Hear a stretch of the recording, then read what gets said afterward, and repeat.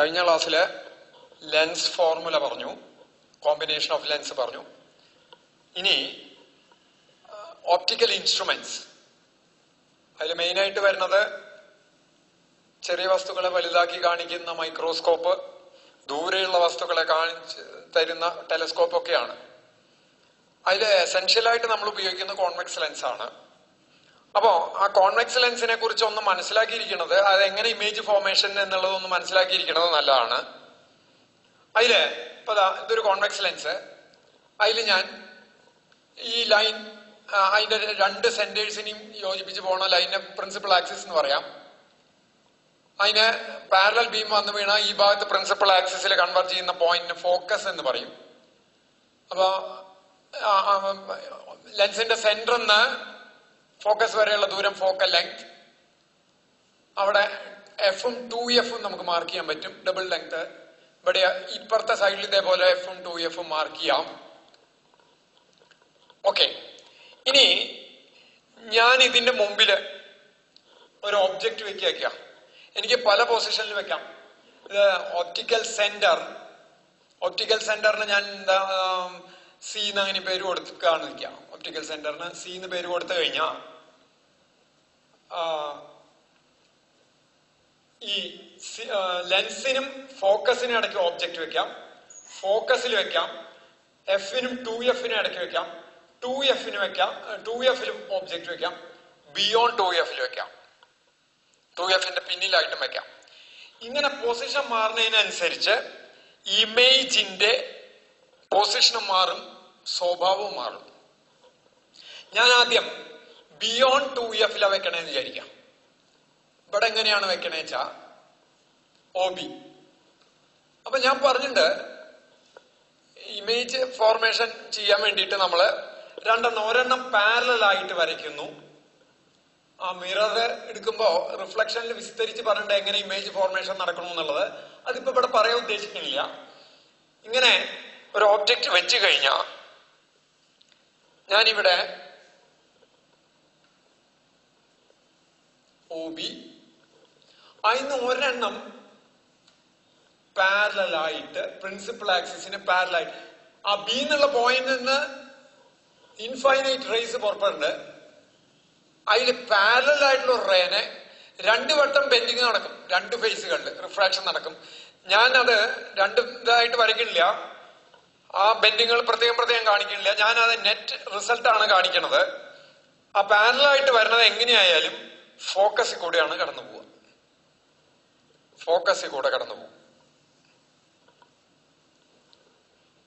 ഒന്ന് ബെൻഡ് ചെയ്യും, രണ്ടാമത് ബെൻഡ് ചെയ്ത് ഫോക്കസിൽ കൂടെ കടന്നു പോകും.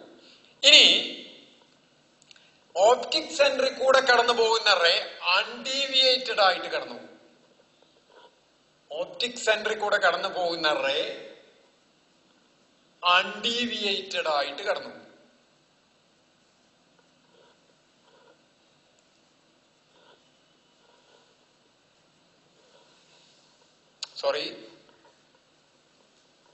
ഓപ്റ്റിക് സെന്ററിൽ കൂടെ കടന്നു പോകുന്ന റേ അൺഡീവിയേറ്റഡ്.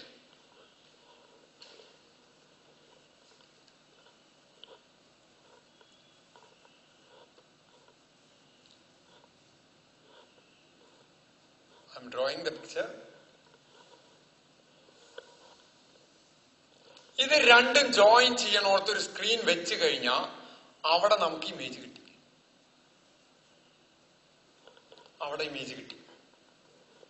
അപ്പൊ ബിയോണ്ട് 2Fല് വെച്ചാൽ we will get an image between F and 2F. Other സൈഡിൽ.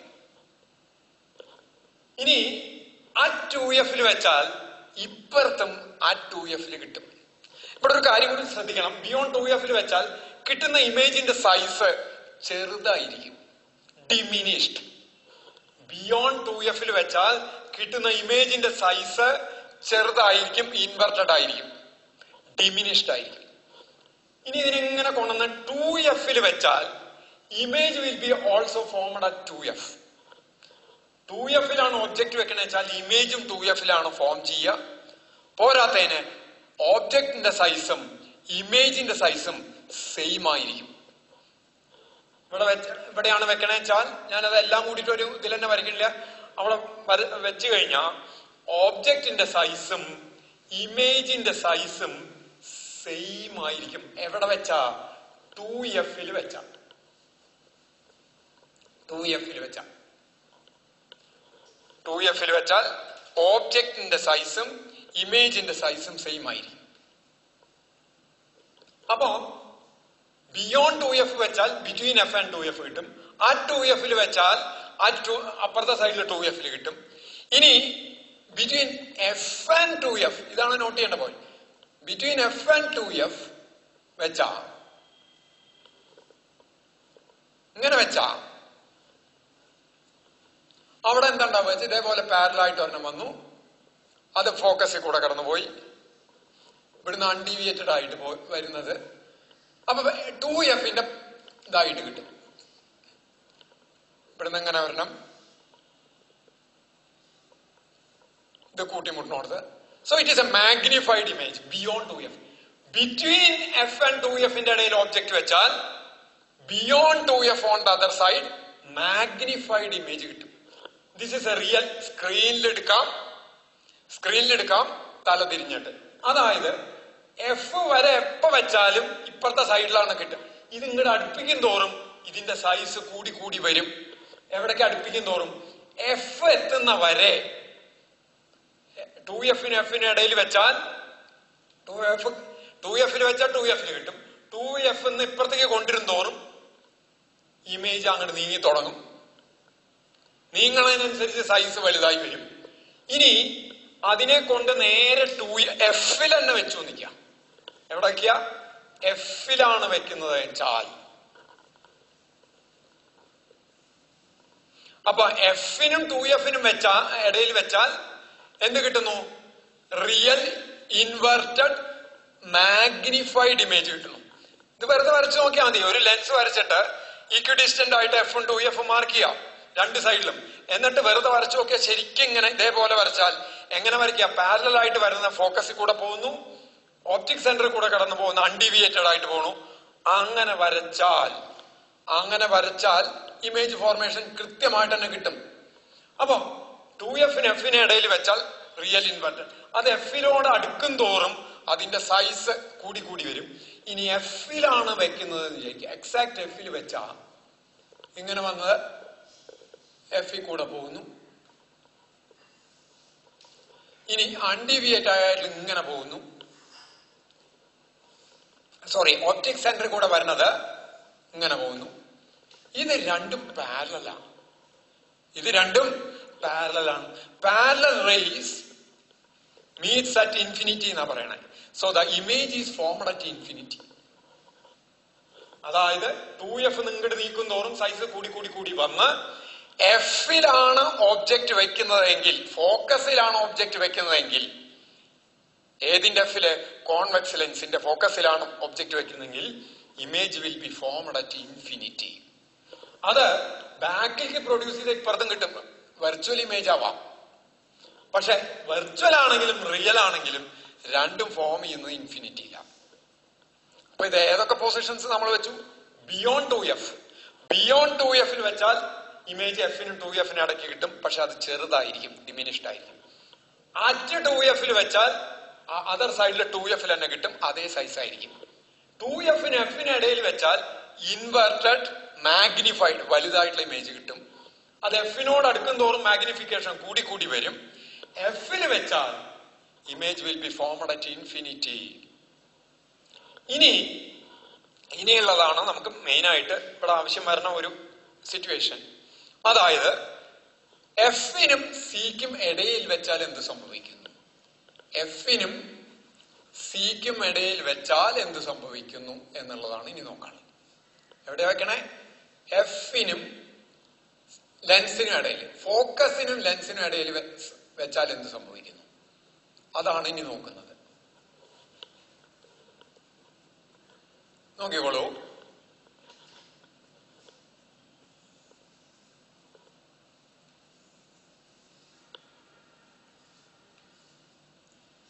അങ്ങനെ വന്നു. ഇതാണ് നമ്മൾ പറഞ്ഞ ഫോക്കസ്. ഇവിടെ ഫോക്കസ്, ഇവിടെ 2F, ഇവിടെ എഫ്, ഇവിടെ 2f. ഇനി ഞാൻ ഇവിടെ ഓബ്ജക്റ്റ് വെച്ചു. ഇവിടെ ഓബ്ജക്റ്റ് വെച്ചാ ഇതെന്തുണ്ടാവും? ഇങ്ങനെ ഇതേപോലെ തന്നെ വന്നു വീഴുന്ന റേ, ഇതിന് ശേഷം ഫോക്കസിൽ കൂടെ ഒരെണ്ണം കടന്നുപോയി. അൺഡീവിയേറ്റഡ് ആയിട്ടുള്ളത് ടിപ്പ് പുറപ്പെടുന്ന അടുത്ത റേ ഓപ്റ്റിക് സെന്ററിൽ കൂടെ കടന്നു പോകുന്നത് ഇങ്ങനെ ഇങ്ങനെ കടന്നുപോയി. ഇത് ഡൈവേർജ് ചെയ്തിട്ടാ പോണേ. ഇതിങ്ങടും പോയി, ഇതിങ്ങടും പോയി. ഡൈവേർജ് ചെയ്ത് പോയിട്ട് ഇത് ബാക്കിലേക്ക് പ്രൊഡ്യൂസ് ചെയ്ത് കഴിഞ്ഞാൽ ഇത് രണ്ടും കൂട്ടിമുട്ടുന്നത് ഇവിടെ കൂട്ടിമുട്ടുന്നു വിചാരിക്കാം. അപ്പോ ഇത് കണ്ണിലേക്കാ ചെല്ലണ വെച്ചാൽ ഇപ്പുറത്തെ സൈഡിൽ നിന്ന് ഈ ഓബ്ജക്റ്റിനെ നോക്കിയാൽ, ലെൻസ് വെച്ചിട്ട് ഇപ്പുറത്തെ സൈഡിൽ നിന്ന് നോക്കിയാൽ ഇവിടെ ഒരു മാഗ്നിഫൈഡ് ഇമേജ് കാണാം. And that magnified image is virtual. I'll redraw the figure once again. എന്താ ചെയ്തേ? ആദ്യം ഒരു ലെൻസ് വരച്ചു. ഇത് നമുക്ക് ഡിറൈവ് ചെയ്യാനുള്ളതാണ്. മറ്റൊരു ഇൻഫർമേഷൻ പറഞ്ഞ എങ്ങനെ വരച്ചു. അതിന് ഉടനെ പ്രിൻസിപ്പൽ ആക്സിസ് വരച്ചു.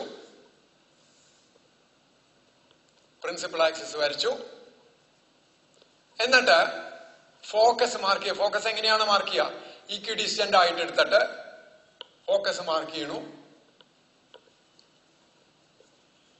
F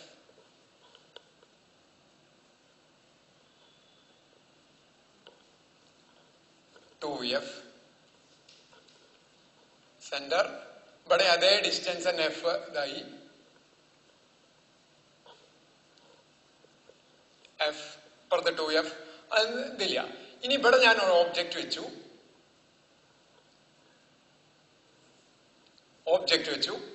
അപ്പൊ എവിടെ വെച്ചിരിക്കുന്ന സെന്ററിനും എഫിനും ഇടയില് അതിന് ഒരു റേ, പാരലലായിട്ട് വരുന്ന റേ, ധാരാളം റേസ് പുറപ്പെടും. പാരലലായിട്ട് വരുന്ന റേ ഫോക്കസിൽ കൂടെ കടന്നു പോകും.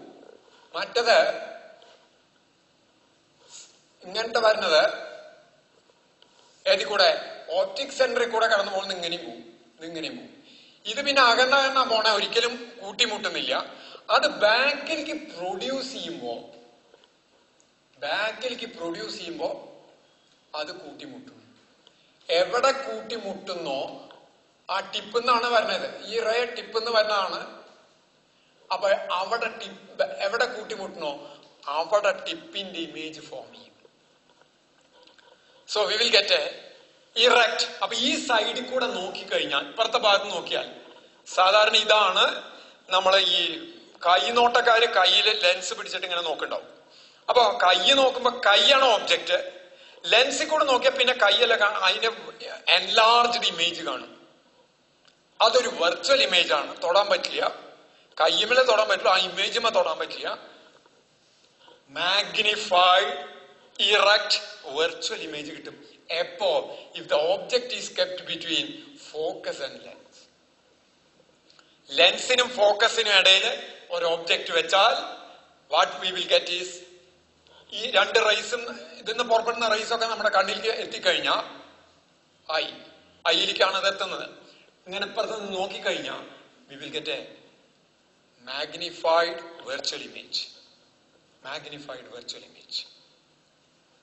ഓക്കെ, ഇനി നോക്കാം. ഈ കേസിൽ മാഗ്നിഫിക്കേഷൻ എന്താന്ന് കണ്ടുപിടിക്കണം.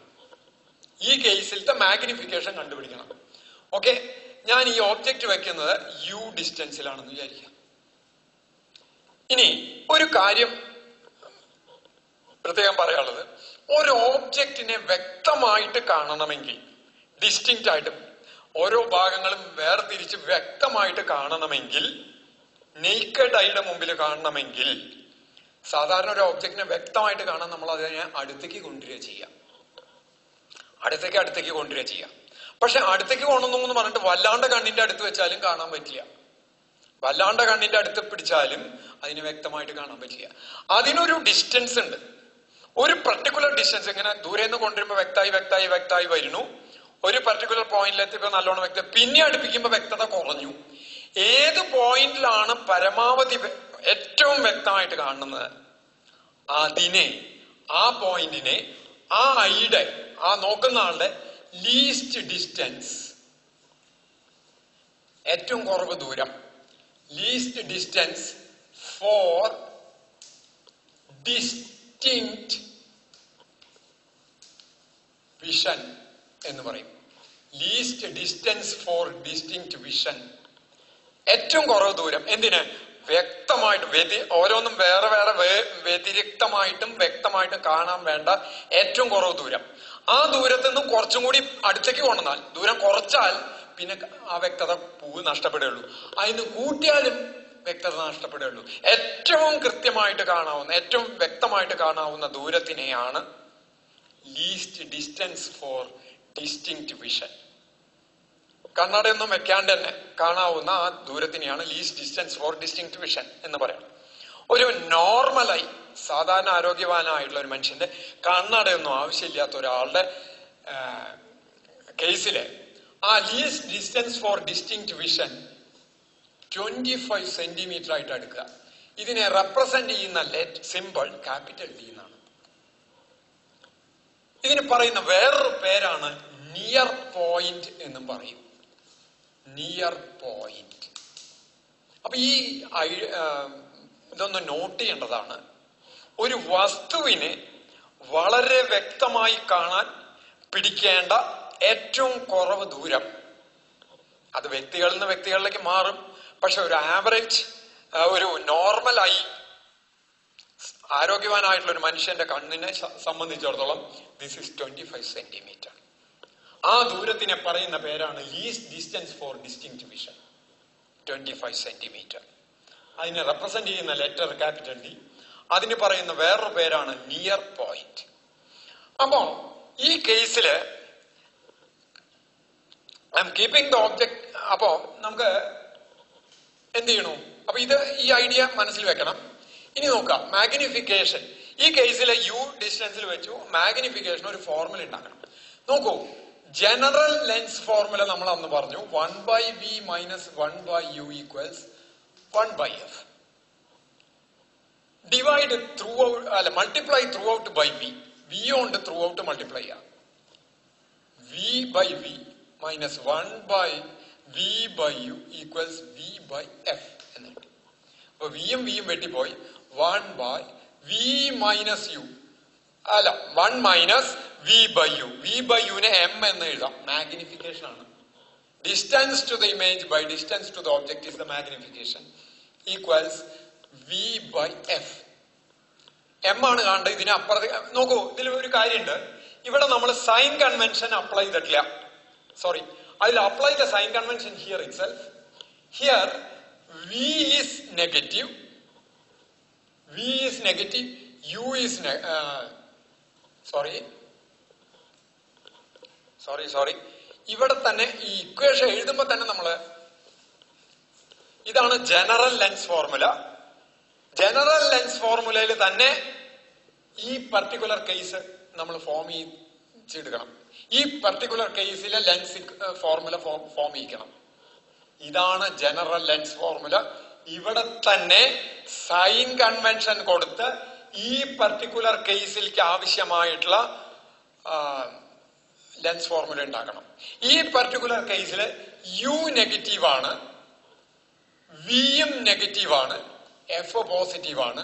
So that becomes -1/v plus 1/u equals 1/f. ഇനി ഞാൻ ത്രൂ ഔട്ട് വി കൊണ്ട് മൾട്ടിപ്ലൈ ചെയ്യാണ്. ത്രൂ ഔട്ട് വി കൊണ്ട് മൾട്ടിപ്ലൈ ചെയ്യുമ്പോ -v/v plus v/u equals v/f എന്ന് വരും.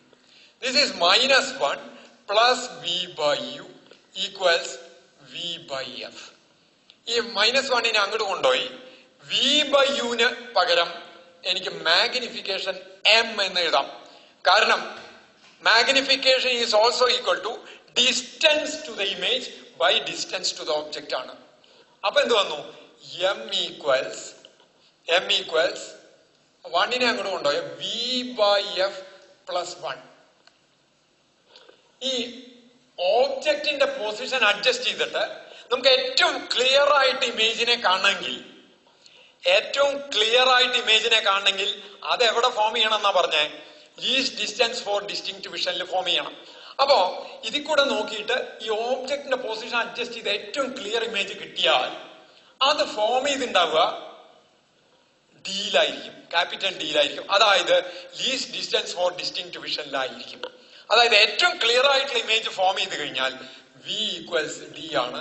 In that case m equals വിക്ക് പകരം ഡി എന്ന് കൊടുത്താൽ 1 + d/f എന്ന് കിട്ടും. 1 + d/f എന്ന് കിട്ടും. Now, if the focal length of the lens is 5 cm and this is equal to d equals 25, 25/5, 5 + 1 6. അപ്പൊ ഒരു 6 മടങ്ങ് മാഗ്നിഫിക്കേഷൻ ഇവിടെ കിട്ടും. അപ്പൊ this is the expression for magnification.